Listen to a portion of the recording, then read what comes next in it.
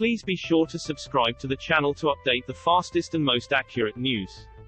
Hello everyone, welcome back to my Journalism of the Heart news channel. For today exciting news is I need to call the doctor, because all the whinging about Doctor Strange is making me sick.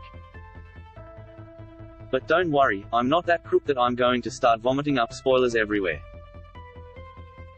As you probably know, Doctor Strange in the Multiverse of Madness is the #1 movie around the world, but this latest Marvel film has proved somewhat divisive.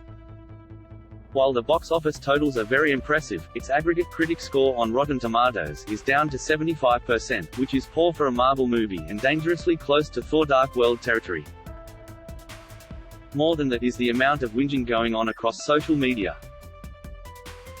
Oh, you have to have watched the Disney Plus TV series WandaVision, Loki, and What If, as well as all the previous Marvel movies to understand it. And, oh, it introduces a bunch of spoiler characters but doesn't do what we wanted with them. The concept of standalone Marvel movies is deader than Thanos. This universe is more interconnected than a Jenga set, everything is balanced on each other and the entire structure is constructed to extract the maximum amount of profit from us. Back in the distant mists of time, before COVID, I wrote that the whole point of these shows was to lock us into Disney Plus contracts. People, that flying Asgardian ship has now sailed. With Marvel, you're either in or you're out. They don't want the casual fan who can skip a few movies but then come back for the big team-up films. Those are now the cinemagoers sitting in not just a literal but a figurative darkness, searching for a kernel of knowledge in their popcorn of ignorance and sucking on a Slurpee of despair. As things happen and characters appear that make no sense to them, their only hope is to wait forlornly for a quiet moment so they can ask their partner, friends, what the hell is going on.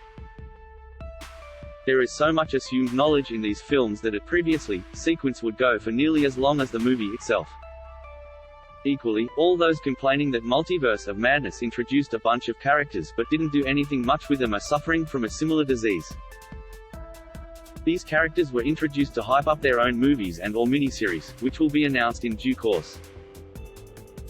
In fact, calling it a Jenga set was underselling it. With Jenga, you can remove certain pieces and the structure still stands. It's more a Jenga set made of Velcro. You can't remove anything.